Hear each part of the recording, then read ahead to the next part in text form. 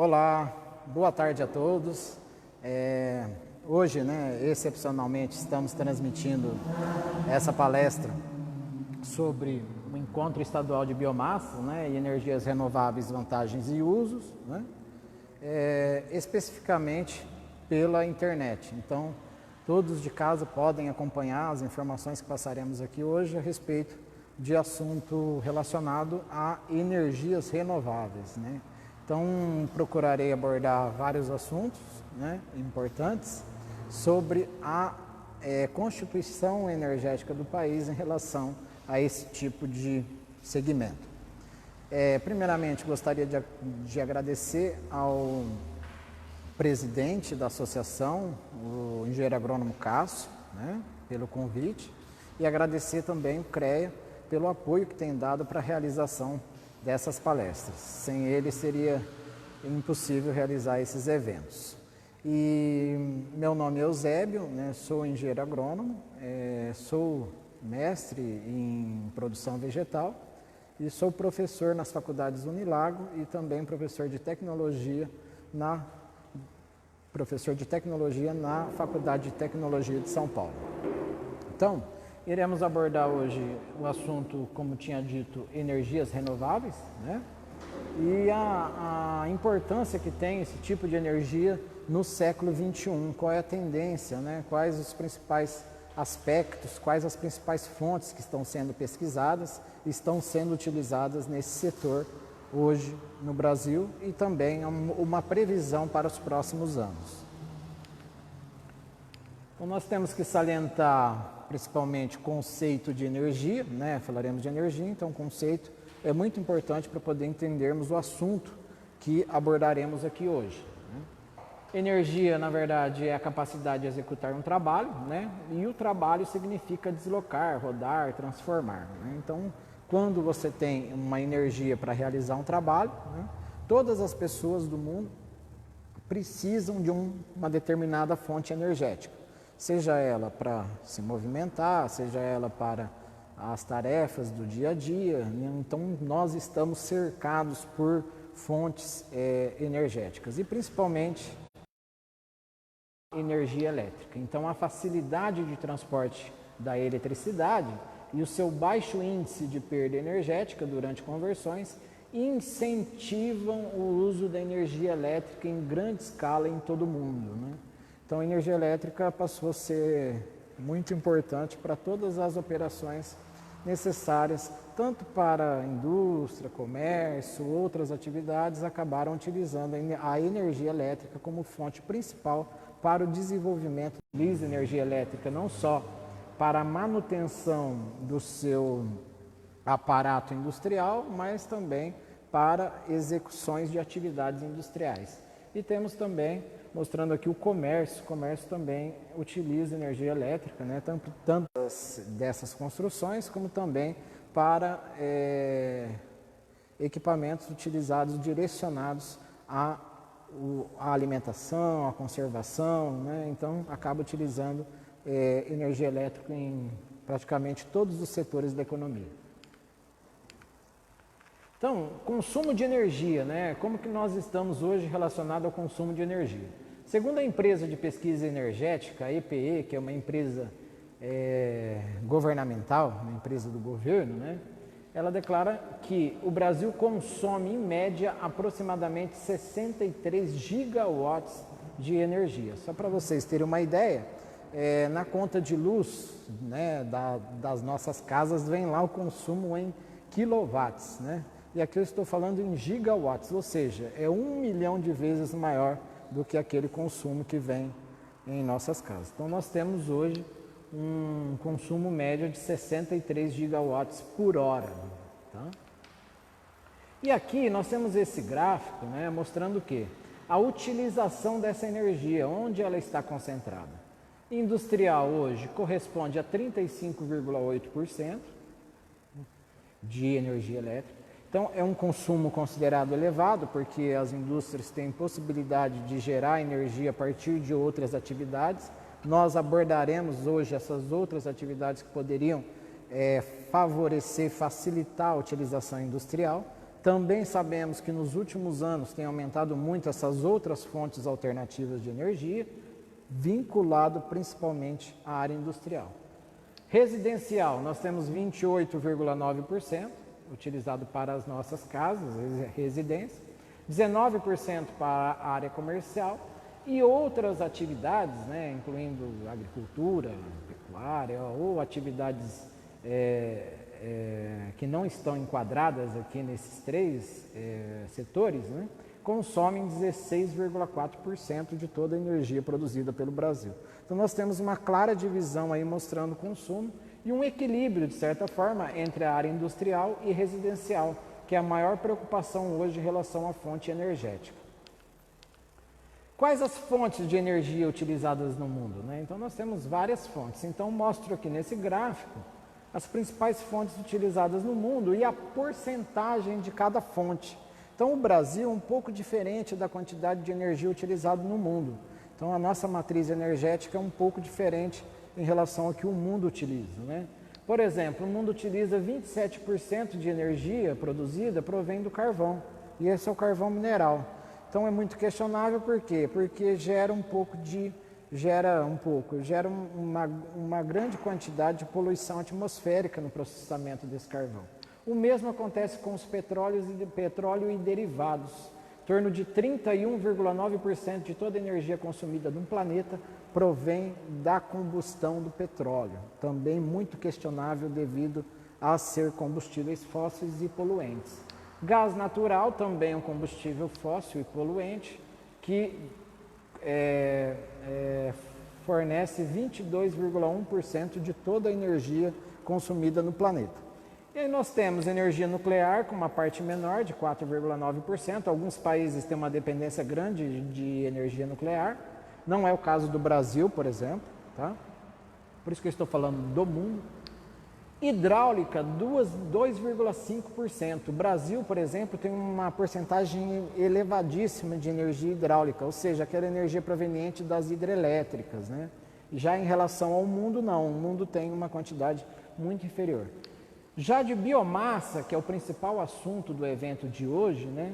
O consumo mundial de energia proveniente de biomassa gira em torno de 9,8%.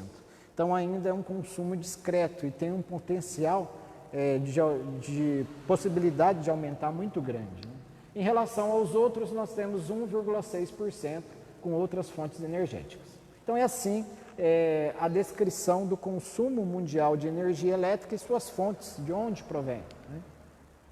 O Brasil atualmente tem 83% de sua matriz elétrica originada de fontes renováveis, tá?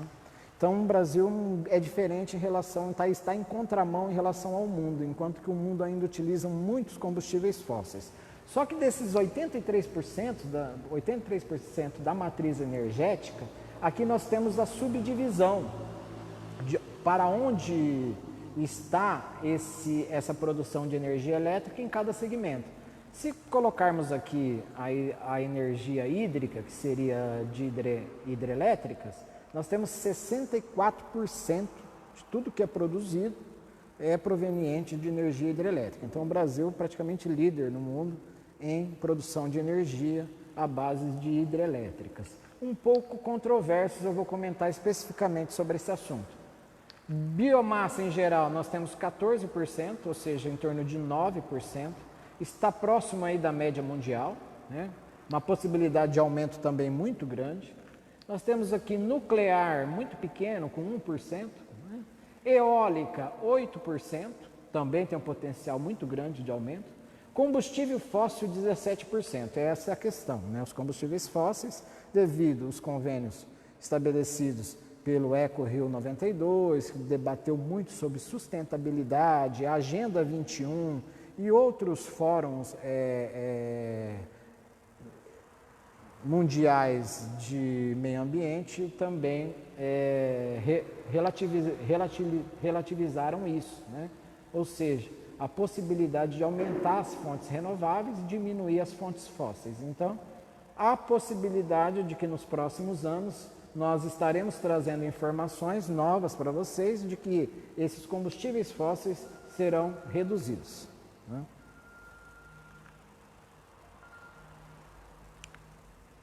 Por que usar outras fontes de energia, né?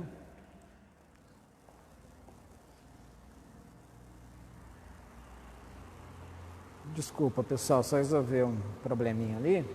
Por que usar outras fontes de energia, né? Já que nós temos os combustíveis fósseis, né? Por que deveremos utilizar outras fontes? Porque esses combustíveis são poluentes, né? Então, uma vez eles sendo poluentes, eles não devem ser mais utilizados. Por isso que nós temos que pesquisar outras fontes para a utilização. Então, nós temos aqui poluição atmosférica promovida pelas fontes não renováveis. Então, esse seria o maior problema. O aumento do aquecimento global, o aumento do efeito estufa, né? E isso prejudica muito a questão relacionada à poluição mundial. Então, nós temos gás natural, carvão mineral e petróleo, como eu tinha comunicado com vocês. Essas são fontes não renováveis, fontes de combustíveis fósseis, que causam muita poluição para a atmosfera. Então, de acordo com os trabalhos de sustentabilidade, nós temos o quê? Um aumento da emissão de CO2 para a atmosfera, e isso proporciona um aquecimento de todo o planeta, além de outras consequências negativas, né? Nós temos a energia nuclear, que de certa forma também proporciona poluição, e principalmente relacionada ao quê? A segurança na utilização desse tipo de energia. Por quê? Energia basicamente baseada em utilização de urânio, em algumas situações até tório, que são elementos radioativos e podem prejudicar todo o ecossistema regional. Esse gráfico ele mostra a emissão de gases de efeito estufa no Brasil em 2018, né? Então nós temos aqui 44% são mudanças do uso da terra, ou seja, retirada de vegetação para implantação de outras atividades, seja ela agropecuária, seja ela áreas industriais ou áreas urbanas, né? A agropecuária, de certa forma, indiretamente emite gases de efeito estufa, principalmente a pecuária, né, outras atividades agrícolas, e isso representa 25%. E olha a energia que nós estávamos agora comentando, ela representa 21% total de emissão de gases de efeito estufa. E de onde provém esses 21%? Provém de combustíveis fósseis, combustíveis renováveis acabam não emitindo esses gases poluentes. Processos industriais 5% e residuais 5%, complementando o gráfico. Usinas termoelétricas no Brasil. Então eu procurei mostrar um gráfico, né, pessoal, de quantas usinas são, as fontes, né, quais as principais utilizações. Fonte, a Agência Nacional de Energia Elétrica, que considera todos os alvarás, né, e faz a fiscalização dessas plantas. Então nós temos aqui petróleo, 37% de toda a energia termoelétrica produzida pelo Brasil provém do petróleo, tá? Com uma potência outorgada aqui de 10 gigawatts. Carvão mineral, nós temos 26 usinas produzindo em torno de 3 gigawatts, tá? Com 13% do total. Gás natural, nós temos 49%, com 166 usinas e produzindo 14 gigawatts. Outros combustíveis fósseis, uma quantidade pequena, né, irrisória, 147 mil megawatts. Tá? E aqui nós temos o total. Então, o total produzido pelas termoelétricas em torno de 28 milhões de quilowatts, ou seja, 28 gigawatts. Então, a capacidade hoje produzida, ela fica em torno ali de 40%. É óbvio que nem todas funcionam simultaneamente. Isso eu vou abordar também nos próximos slides. Por que não funciona? Aqui ocorre diferenciação de preços de energia. Essa diferenciação de preços de energia são baseadas no quê? São baseadas na fonte de utilização. Se pegarmos, por exemplo, as energias termoelétricas, né, elas são mais caras, são mais onerosas para ser produzidas. Se a gente pensar em fonte, como é muito comum, a maior porcentagem nossa é por energia hidráulica, energia hídrica, proveniente de hidrelétricas, o custo é menor quando comparado às termoelétricas. Então, a Agência Nacional de Energia Elétrica estabeleceu o quê? As bandeiras. E vocês podem observar na conta de energia, o que aparece lá, a quantidade consumida por cada bandeira. Então foi instituído isso para a gente observar em relação ao preço pago pela energia elétrica. Se está sendo um preço muito elevado ou menor, aí você tem que observar o quanto de cada bandeira você consumiu. Por exemplo, bandeira verde, não ocorre alteração no valor da tarifa. Por quê? Está utilizando principalmente energia hídrica. Por que ocorre essa variação? Porque a energia hídrica proveniente de hidrelétricas, elas não são totalmente estáveis, e sim instável, porque depende do volume de água presente nos leitos, né, dos rios, e como o Brasil é muito comum ter um período seco no ano e outro período de chuvas, no período seco pode faltar, o volume de água diminui, então, consequentemente, diminui a produção de energia elétrica.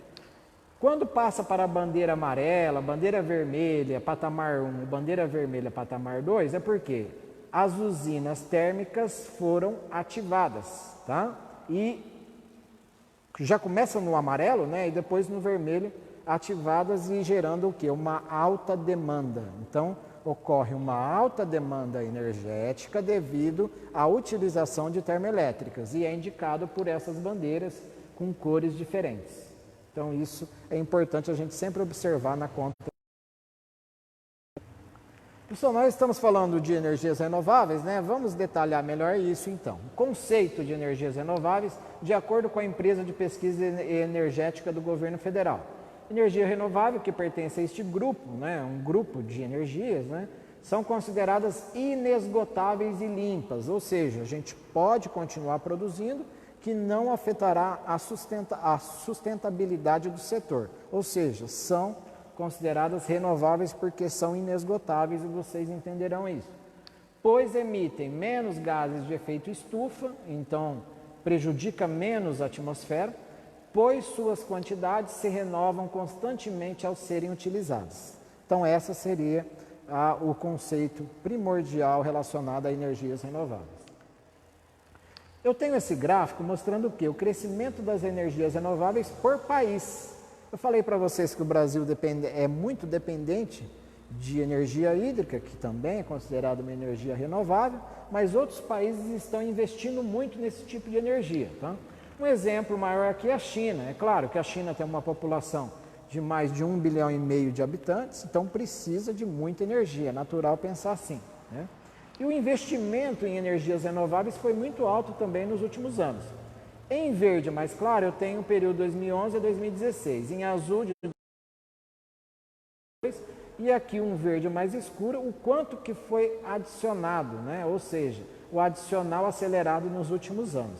Então, se a gente observar, a instalada da China já era muito boa, a previsão até 2022 é aumentar, e você teria um aumento do adicional acelerado chegando próximo a 460, 470 gigawatts. Só para 63, olha a diferença, né? Estados Unidos tem aumentado muito, se pensar em relação à China não, mas em relação a outros países. Europa também tem investido muito em energias renováveis. A Índia, principalmente nos últimos anos, as previsões para os próximos, né? Aí nós temos Japão, Brasil, África e Oriente Médio. Então, o Brasil, mesmo investindo em novas fontes energéticas, ainda está um pouco distante em relação a outros países. É sempre importante a gente observar a população de cada país e a necessidade, porque não tem motivo você aprovar novas plantas de energias renováveis se você não tem necessidade de utilização. Tipos mais comuns de energias renováveis, né? Então, eu vou abordar para vocês aqui os segmentos mais comuns de utilização, de crescimento, né, de pesquisa, de empreendimentos que estão sendo instalados, os mais comuns relacionados a essas energias. Então, nós temos hidráulica, que seria das hidrelétricas, né? Solar, que é essa também chamada de fotovoltaica, tem crescido muito nos últimos anos. Eólica também tem crescido muito nos últimos anos, né? A marítima, biogás, desculpa, que é proveniente de gases emitidos por composição da matéria orgânica dos animais. Nós temos a marítima, um pouco menos difundida, alguns países estão em investimentos, né? O Brasil tem algumas pesquisas também. Biomassa, que é o termo principal do nosso evento, que é a produção principalmente voltada aí às usinas de cana-de-açúcar. Na nossa região elas estão presentes em grandes quantidades e diversas usinas, a maior parte delas já produz energia elétrica a partir da biomassa da cana-de-açúcar, que eu comentarei mais no final da palestra. Então, o primeiro tipo de energia renovável, vou comentar, que é utilizado em maior quantidade, é a hidráulica, né? Essas que são provenientes das chamadas hidrelétricas. Então, a hidroeletricidade, que é a eletricidade produzida pela hidrelétrica, tem sido a principal fonte de geração do sistema elétrico brasileiro por várias décadas, né? Então, nós temos ali no final da década de 40, início de 50, né, a primeira usina instalada de Paulo Afonso, né? Foi a primeira instalada usina hidrelétrica do Brasil. Depois, com os governos militares, houveram um investimento muito grande em produção energética voltado a esse segmento, né? Com isso, até os dias de hoje, tem várias usinas ainda sendo instaladas, né? Usinas hidrelétricas são recursos flexíveis e capazes de promover o controle automático de geração, controle de tensão e de frequência. Realmente, tem uma tecnologia embargada muito boa nessas usinas, então houve o quê? Uma possibilidade de um ajustamento melhor em relação à produtividade. E lembrando que a produtividade de energia elétrica, quando comparado a outros setores, o dela tem uma eficiência maior na produção energética. Por isso que houveram tantos investimentos nos últimos anos, nas últimas décadas, né? Aqui mostrando as usinas hidrelétricas existentes no Brasil. É óbvio, pessoal, que a maior quantidade, né, aqui mostrando em pontuação de azul até verde, né, verde onde eu tenho a maior potência instalada e azul a menor potência. É óbvio que a maior parte da potência instalada foi realizada próximo aos grandes centros urbanos, tá? Mas existem alguns fatores importantes que temos que observar para a instalação. Tem que ter queda de água, tem que ter um volume de água muito interessante, né? E aí nós pegamos aqui de Ilha Solteira, Itaipu, Jupiá, são grandes usinas, né? Tucuruí. E aí nós temos uma das últimas a ser instaladas, que foi a usina de Belo Monte. Muito polêmica a sua instalação, né? Principalmente voltado ao impacto causado no ecossistema, né? Então foi muito polêmico esse tipo de investimento nessa região, principalmente por ser considerada uma região de floresta amazônica.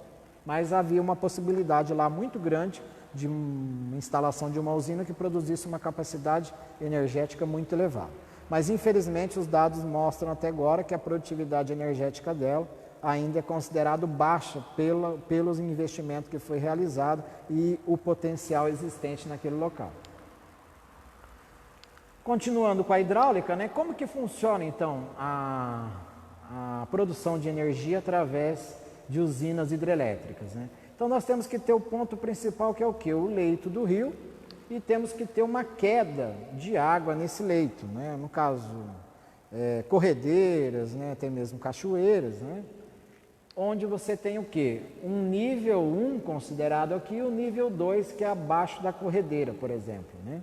E aí acontece o quê? Eles fecham essa parte de água e colocam comportas. Então, à medida que as comportas, eles abrem as comportas, a água percorre toda essa extensão e a força da água faz com que movimente as turbinas. Então, transforma energia potencial em energia cinética e, consequentemente, energia elétrica. É assim realizado. Então, o peso dessa água aqui faz com que aumente a rotação da turbina e, com isso, produza grande quantidade de energia elétrica. Simples o processo, né? Vantagens das hidrelétricas. Energia limpa, realmente, porque ela não polui o meio ambiente. Indiretamente tem algumas discussões, mas diretamente durante a realização desse processo, a poluição é praticamente zero, né? Ciclo da água inesgotável, sim, se pensarmos no ciclo hidrológico, né, no ciclo da água, sim. a água passa por aquele local e ela sai em outro local. Então eles não retêm essa água, somente aproveitam o movimento dessa água, né? A retenção ocorre aonde? Onde ocorre o represamento, né? Então é inesgotável, uma vez que essa água do rio vai acabar no mar, formam as frentes frias novamente e voltam as chuvas, e as chuvas voltam a abastecer os rios. E lembrando do lençol freático também. Bom custo energético, realmente ela produz muita energia, a eficiência energética é alta, então acaba tendo um bom custo. Proporciona um armazenamento de água que pode ser utilizado em outras atividades. Um exemplo muito comum é a criação de peixes em tanque-redes, por exemplo, né? Na usina de Ilha Solteira, que é uma grande usina, até estudei lá, gostaria de mandar um abraço para todos de Ilha Solteira. É uma grande usina e ela tem uma retenção de água que essa usina faz muito grande também, né? Então, tem algumas empresas investindo lá na criação de peixes. Coloca aqueles tanques, redes, né? São redes que confinam o peixe nessas redes e fazem a criação devido a esse armazenamento de água produzido. Então, um benefício indireto que tem sido realizado aos produtores que trabalham com piscicultura. Desvantagens: expansão dela é limitada, realmente, né? Onde você tem um leito de um rio, você vai ter uma instalação, a instalação é X e não há expansão. Barramento afeta o leito dos rios, alguns relatos têm sido colocados sobre isso, principalmente afetando as margens, né? A forma assim, porque você altera esse ecossistema, você coloca uma lâmina de água muito grande em um local que era como a flora, vão se comportar de maneira diferente. O transporte através das linhas de transmissão é ineficaz e caro, essa é uma desvantagem. As linhas são caras de serem construídas e o transporte nessas linhas ocorre perdas na transmissão. Então essa é uma desvantagem importante para hidrelétricas. Outro tipo de energia muito interessante, muito vem sendo comentado nos últimos anos, e é comum também observarmos em residências hoje, já temos residências autônomas, né, aquelas que não há necessidade de utilização de energia da rede em determinada época do ano, em outra época do ano utiliza um pouco em relação a isso, é a energia solar ou energia fotovoltaica, né? Do que se trata? São responsáveis pela conversão da radiação solar em eletricidade, né? Então nós temos o que? Esses módulos fotovoltaicos, são assim chamados, né? Então, uma usina fotovoltaica são utilizadas as células, cada uma dessas é uma célula, ligada forma um módulo fotovoltaico, tá? E ele é direcionado à luz solar, e a luz solar produz energia térmica. Uma vez produzindo energia térmica, essa energia térmica é convertida em energia elétrica. Então, é importante lembrar que a energia solar é cerca de 5.000 vezes maior do que o consumo mundial de eletricidade. É óbvio que todo país, todo mundo não vai somente colocar painéis solares, né? Mas algumas usinas solares hoje muito úteis e muito interessantes estão utilizando grandes investimentos, painéis solares, para a produção energética. O Brasil é um país de grande potencial para a utilização dessa fonte de geração de energia elétrica, e em especial em larga escala.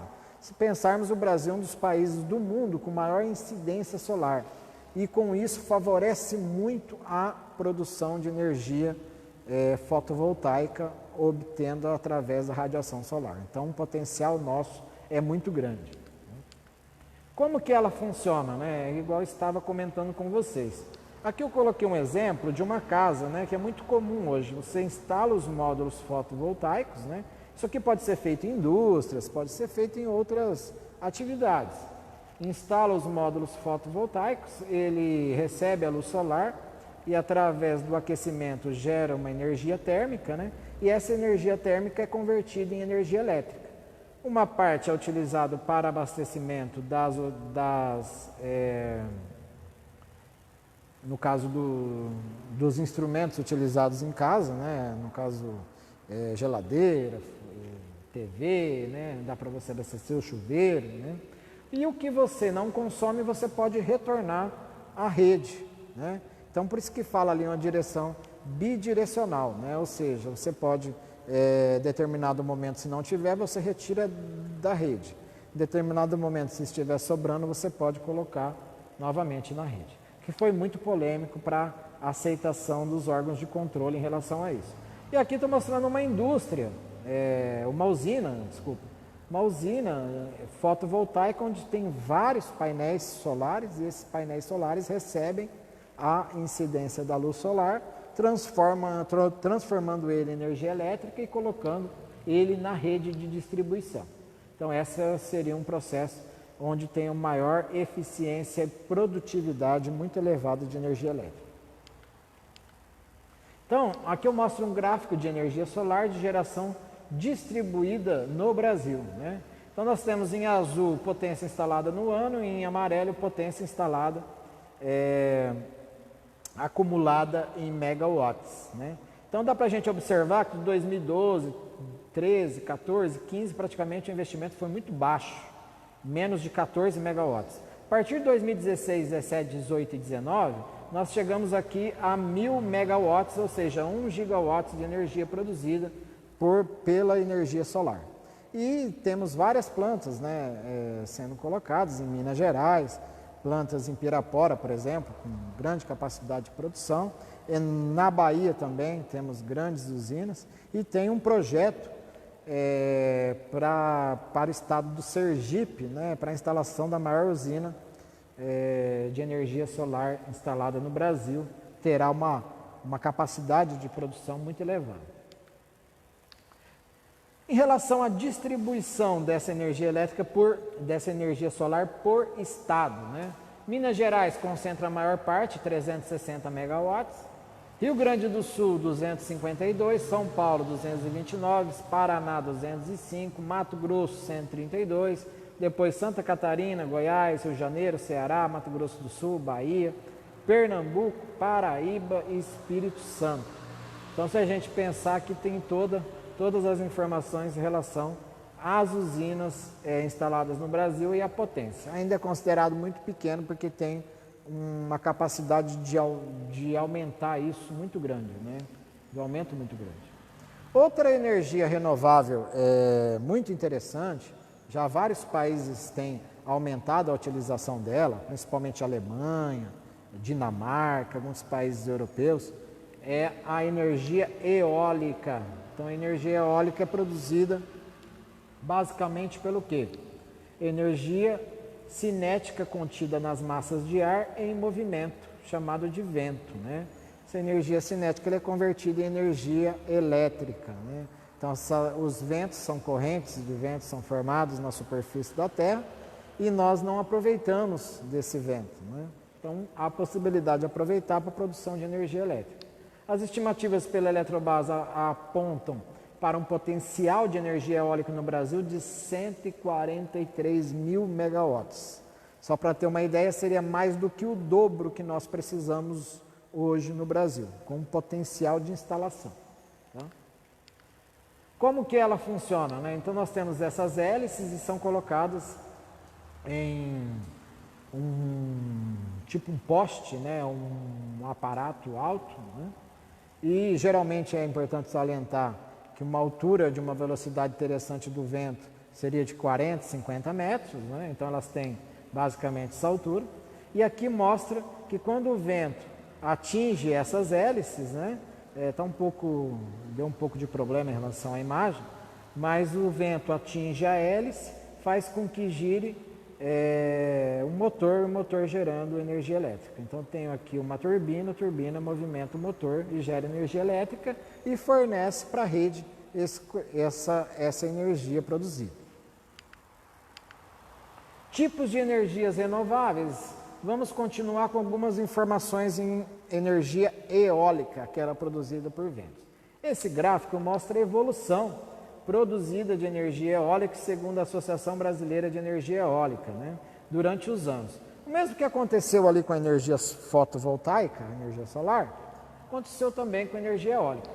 A partir de 2010, 11, 12, 13, começaram a ter os primeiros índices maiores de aumento de energia eólica, né? tanto aqui nova como acumulada. Agora, nos últimos anos, 2017, 18, 19, nós tivemos um aumento maior da quantidade produzida de energia eólica no Brasil. Aqui nós temos um acúmulo de 18 gigawatts de energia por hora produzida. Para vocês terem uma ideia, Itaipu produz 14 gigawatts, 14 mil megawatts, enquanto que de energia eólica nós já ultrapassamos a maior usina do Brasil em produção de energia hidráulica, que é Itaipu. Então, mostrando que um potencial muito interessante, que a produção vem aumentando nos últimos anos. Esse mapa ele mostra o quê? O potencial do Brasil de ventos em relação ao potencial de energia eólica que pode ser produzida. Se a gente observar aqui essa escala no mapa, né, ela mostra aqui do roxo, onde eu tenho uma baixa capacidade, uma baixa intensidade de potência, de possibilidade de produzir energia eólica. A partir que eu vou para o tom de verde ou até amarelo, eu tenho um alto potencial, né? Então, se a gente observar no mapa, o alto potencial está aqui em regiões que possuem serras, né, onde recebe muitos ventos. E não é à toa que é das principais usinas de produção eólica no Brasil estão localizadas aqui na Bahia, né, principalmente Chapada Diamantina, onde nós temos o quê? Uma região serrana e que a incidência de ventos é muito grande. Com isso, temos uma possibilidade de produzir energia elétrica a partir desses ventos com maior facilidade. Esse gráfico também traz o quê? A capacidade de energia eólica no Brasil em relação aos estados. Por que eu coloquei adaptado da Agência Nacional de Energia Elétrica? Por que eu coloquei esse gráfico, né? Para mostrar para vocês que a região Nordeste ela tem uma capacidade muito grande. Como lá os recursos são bem diferentes de nós aqui da região Sudeste, os recursos são menores, né, para a população, seria uma fonte de renda muito importante para a região. Olha aqui, Rio Grande do Norte, praticamente 27% de capacidade de geração, Bahia 26%, Piauí 10%, Ceará 13%, tá? Então, se somarmos aqui, já dá mais de 70% de toda a capacidade brasileira de produção de energia elétrica a partir de instalações eólicas, né, ficaria para a região do Nordeste, então favorecendo esses estados. Rio Grande do Sul, Paraná e outros estados que compõem o restante de capacidade de geração de energia elétrica a partir de energia eólica. Então, é uma solução importante para a região Nordeste investir na instalação desse tipo de usina.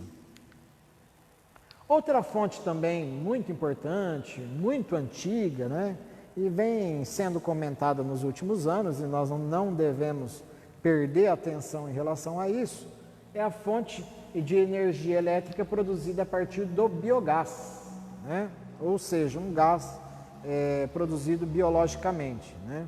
Então, coloquei até a imagem aqui dos animais, né? Os bovinos, principalmente, são a melhor fonte, os bovinos suínos, a melhor fonte para fornecimento desse tipo de energia através da produção de gás. Também é possível a realização com a criação de outros animais, né?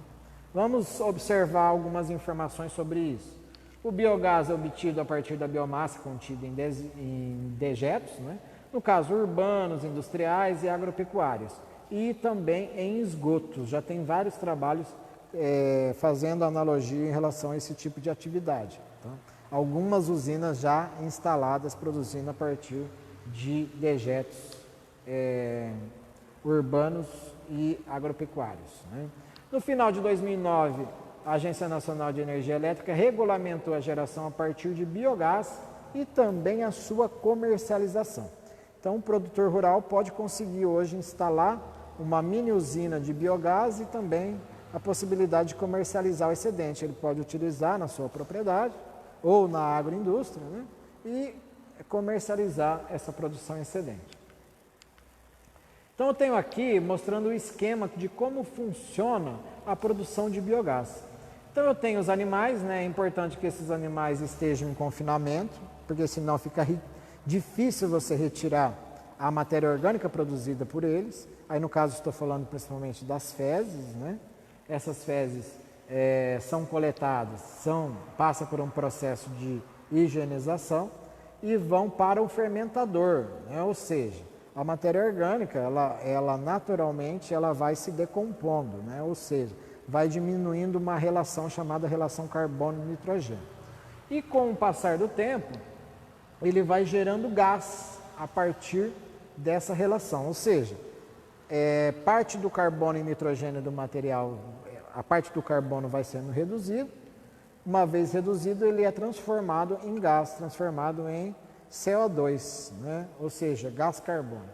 E esse gás produzido, ele é o que? É feita uma combustão controlada desse gás, onde há a possibilidade de gerar energia elétrica, ou feita, no caso, a purificação, e também utilizado para abastecimento de gás nos veículos, né? Hoje é muito comum, principalmente no estado de São Paulo, diversos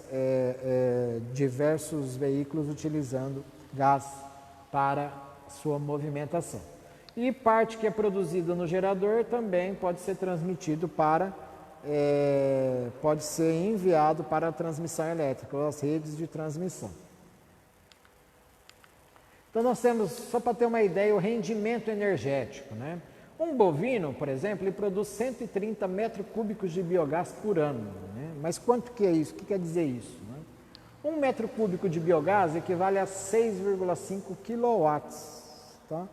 Para a gente ter ideia, nas nossas casas ali, nós consumimos 300, 400, 500 quilowatts por hora durante o mês. Portanto, um bovino produz quase 1.000 quilowatts por ano, tá? Então já seria o suficiente aí para abastecer praticamente uma pequena residência, consome pouca energia, seria o suficiente um bovino produzindo gás durante um ano, ele abastecer a energia consumida por aquela família. Aqui nós mostramos o quê? A capacidade produtiva, né? O quanto de bovinos nós temos e o quanto nós podemos produzir.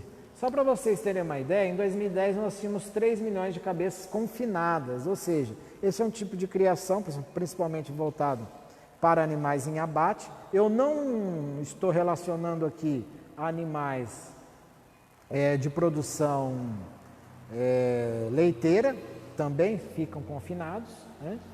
Somente animais confinados para o abate. Então nós tínhamos 3 milhões de bovinos em 2010, em 2018 nós já tivemos 5 milhões de bovinos confinados.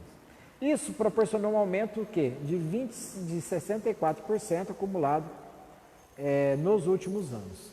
Então, só para ter uma ideia, né, se produz 1.000 quilowatts por ano um bovino, 5 milhões de bovinos aí produziria 5 bilhões de quilowatts, ou seja, um potencial gigantesco de produção energética para o Brasil. É óbvio que nem todas as instalações irão realizar esse tipo de operação, construção de usinas, né? Mas existe um potencial muito grande para o Brasil. Aqui mostram as plantas que já estão instaladas no Brasil de biogás. Região Nordeste, somente 2 plantas em 17 mil metros cúbicos por dia, tá? Essa informação é de 2016, eu não encontrei informação mais atualizada, né? 40 plantas no Sudeste, 71 plantas no Rio Grande do Sul e 12 plantas na região Centro-Oeste. Então ainda temos que aumentar muito se a gente observar pela produção em metros cúbicos por dia de quantidade de biogás. Então podemos expandir muito isso, né? E esse mapa ele mostra o quê? O potencial que nós temos, de acordo com a empresa de pesquisa energética, o potencial de produção de biogás. Então, dá para observar com verde mais intenso, onde tem um potencial maior. Com verde mais claro, potencial menor. Então, a região centro-sul, aqui, região centro-oeste, né? Minas Gerais, ou mesmo Mato Grosso, ou até mesmo Mato Grosso do Sul e Paraná, elas têm a maior potencial de produção de energia a partir do biogás. Tá? Outra energia muito importante, vem sido falado nos últimos anos, principalmente em outros países. No Brasil já temos alguns projetos, né? A Universidade Federal do Rio de Janeiro já financia projetos no Ceará para a instalação de usinas de energia marítima, né? Energia elétrica produzida através das marés. A água é o recurso natural mais abundante no planeta, isso nós sabemos, né?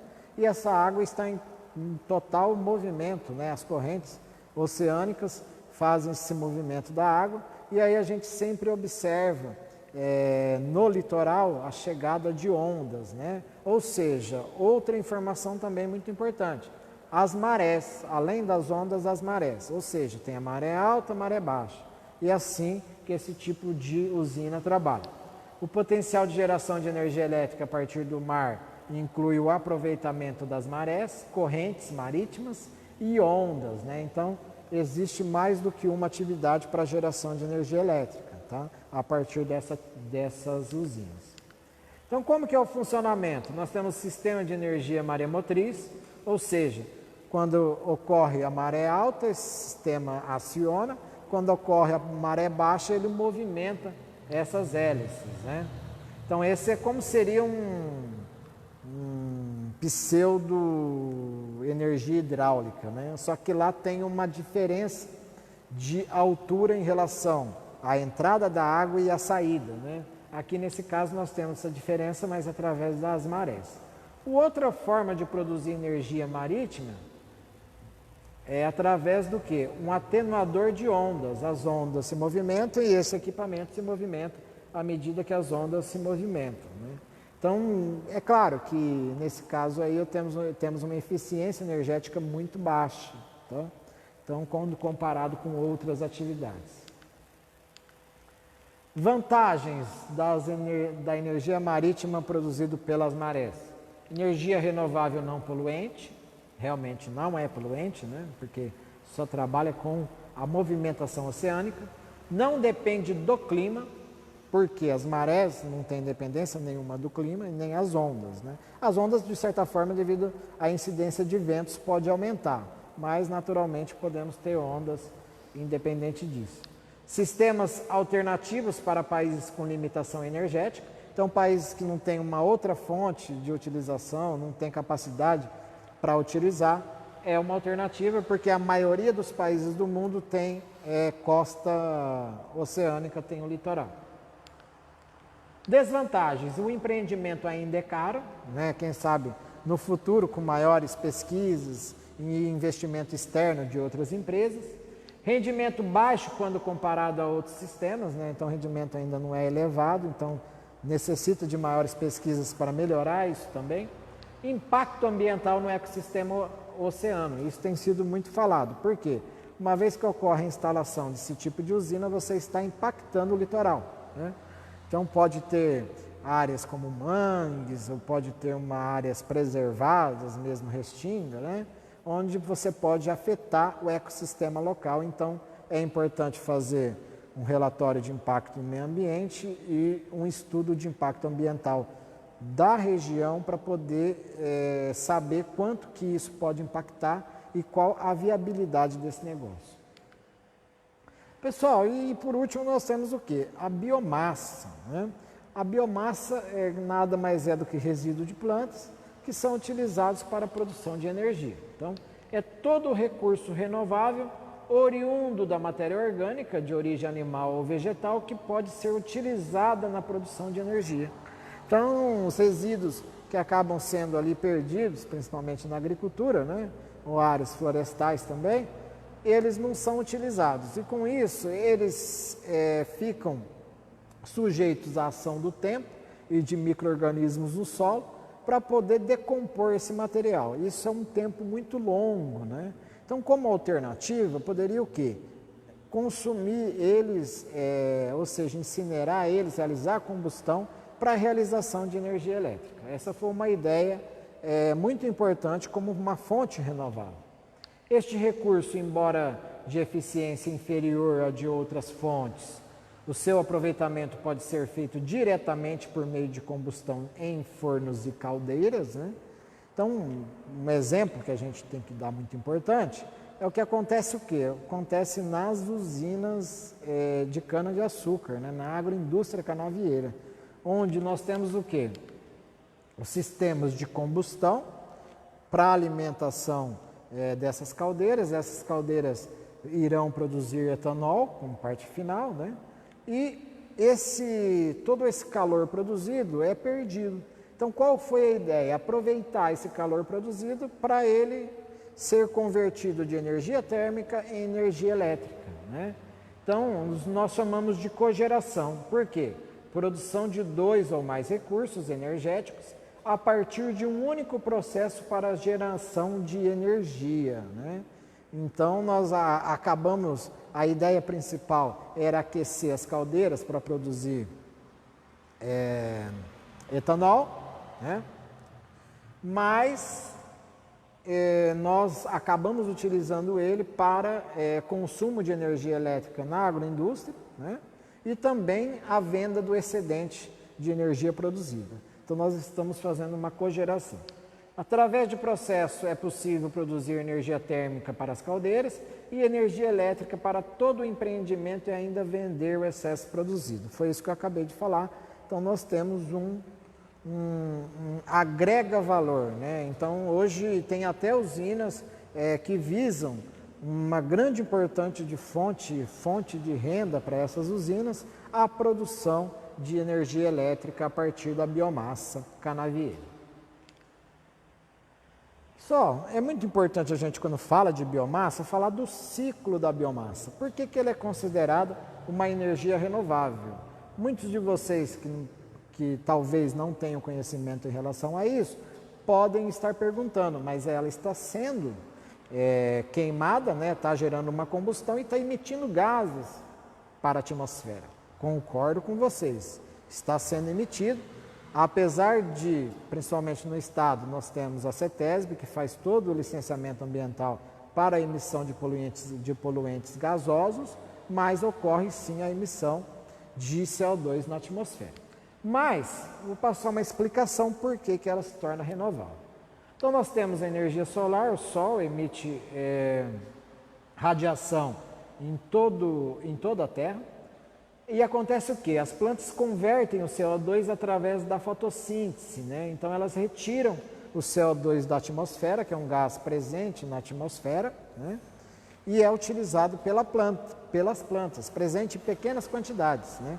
Com as atividades humanas, ele tem aumentado um pouco a concentração desse gás na atmosfera e é ele que causa o chamado efeito estufa, né? Coloquei uma planta de cana-de-açúcar para dar um exemplo em relação à biomassa, mas pode ser qualquer outra planta cultivada, né? Ela vai retirar CO2 pelo processo de fotossíntese, né? Gás carbônico mais água na presença de luz vai formar glicose, C6H12O6, mais oxigênio, né? Então, essa seria a reação básica da fotossíntese, que todos aprendem lá desde o colégio, né? O que acontece? Eu vou colher essa cana-de-açúcar, né? E vou transportar ela. Transportar ela para onde? Transportar ela para as usinas, né? As agroindústrias que irão processar essa cana-de-açúcar. Então, o que acontece nesse processo? Ocorre a retirada do produto de interesse econômico e o restante é queimado. Um exemplo muito comum nesse caso, é o comum, né? É a retirada do caldo, dos colmos, né, da cana-de-açúcar, e sobra o que? O chamado bagaço. Na verdade, é um resíduo fibroso presente no caule, presente nos colmos da cultura. E esse resíduo fibroso, como que era feito? Ainda algumas usinas fazem muito isso, né? Era triturado e comercializado como volumoso para alimentação animal. Mas tiveram uma ideia e também parte era utilizado para a geração de energia térmica para as caldeiras, aquecer essas caldeiras, né? Mas aí o que? Começaram a utilizar ele também para alimentar as caldeiras e também para ser realizada a combustão para a produção de energia elétrica, né? mas uma vez produzida energia térmica, né? Energia na forma de gás, convertida depois em energia elétrica. O que acontece? As chaminés dessas usinas passam para o ambiente ou, vamos dizer, através de resíduos gasosos, libera para o meio ambiente o CO2.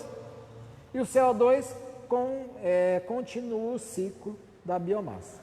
A planta vai absorver novamente o CO2 e assim por diante. Então ocorre um equilíbrio em relação à quantidade de gás carbônico emitido no ambiente. Por isso que é considerado uma fonte de energia renovável. O professor Alex abordará mais aprofundadamente esse assunto relacionado à biomassa da cana-de-açúcar.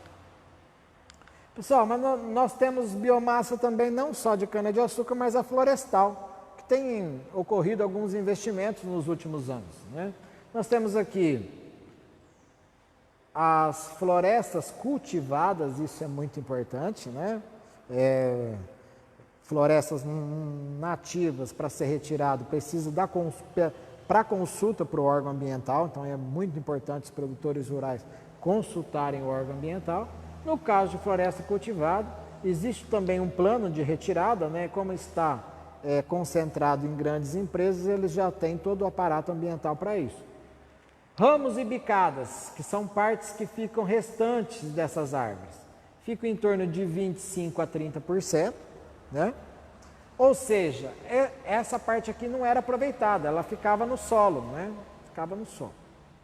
Raízes, mais 10%, também não é aproveitado, ficava ali no solo. Se for condições em que vai ocorrer uma nova brotação, no caso do eucalipto, que é muito comum, aí tudo bem, você acaba não retirando o sistema radicular. No caso de retirado, você tem mais 10% ali. E o tronco, ou seja, o caule, que é o de interesse, principalmente na indústria de celulose, o caule da árvore que vai ser utilizado comercialmente ou utilizado como uma forma de lucro, né? Então ele representa 60% a 65%. Então nós temos aqui praticamente 40% do volume de biomassa da árvore que não é utilizado. E qual foi a ideia? Fazer o que? A queima disso também. Você queima esses restantes, né? Realiza a combustão dele, que vai gerar o gás vai ser convertido em energia elétrica. Então é uma outra forma de produção de energia elétrica através de biomassa. É uma biomassa também, ou seja, uma massa biologicamente obtida através de plantas. Outras fontes de biomassa. Nós temos a casca de arroz. É muito comum no beneficiamento do arroz, a retirada da casca. Então aquele que está no mercado ali já é um arroz beneficiado. E essa casca, ela é um resíduo da cultura do arroz que muitos utilizam aí como adubo orgânico para algumas culturas, né? Mas pode ser também convertido em energia elétrica, né? Ou seja, realizada a combustão e convertida em energia elétrica. Serragem, ou seja, nas serrarias que ocorre o que? A retirada de lâminas, né? de madeira ou até mesmo outros fragmentos importantes no comércio, sobram essa parte que é serrada, principalmente voltada ali da casca das árvores, né? Então isso pode ser convertido também em energia elétrica. E nós temos o lixo. O lixo tem sido discutido muito nos últimos anos, já temos algumas usinas, né, que incineram, ou seja, realizam a combustão desse material, produzindo energia elétrica através do lixo, principalmente esses resíduos orgânicos têm um rendimento interessante. Pessoal, então considerações finais em relação ao que foi falado hoje, das fontes de energia renovável. Vou deixar depois o professor Alex abordar melhor essa parte de produção, cogeração de energia a partir do bagaço da cana em específico, né? Existem diversas formas de produzir energia sem impactar o meio ambiente. Isso é óbvio, nós vimos ali todas as fontes renováveis. Existe aquela também que não são renováveis, são fósseis e temos que abolir do do consumo brasileiro. O Brasil está apto a produzir energia renovável, tanto para o mercado interno e possivelmente exportar o excedente. Então, o Brasil tem muitas características, principalmente solar e eólica, de produzir grande quantidade de biomassa também, né? De produzir grande quantidade de energia elétrica e poder exportar até para outros países vizinhos. A produção de energia a partir da biomassa será muito importante, principalmente para o estado de São Paulo. Estou falando será porque tem várias usinas já instaladas, mas tem a possibilidade de aumentar, principalmente áreas florestais, outros resíduos orgânicos, aumentar a produção de energia a partir de biomassa. A capacidade produtiva pode ser ainda muito maior, porque existe até questionamentos de utilizar a palha, né? Já tem até algumas usinas usando a palha da cana-de-açúcar, que fica no solo, nas plantações, podem ser utilizadas e realizadas a combustão para a produção de energia elétrica. Então, é mais uma fonte, uma outra possibilidade de produzir energia elétrica de forma renovável. Tá? Então, pessoal, era isso que eu tinha para dizer para vocês em relação a energias renováveis, né? E agradeço a presença de todos, a paciência, né? Virtualmente, né? Falando a presença, e a paciência de vocês, e desejo boa tarde a todos. Tenham um ótimo dia.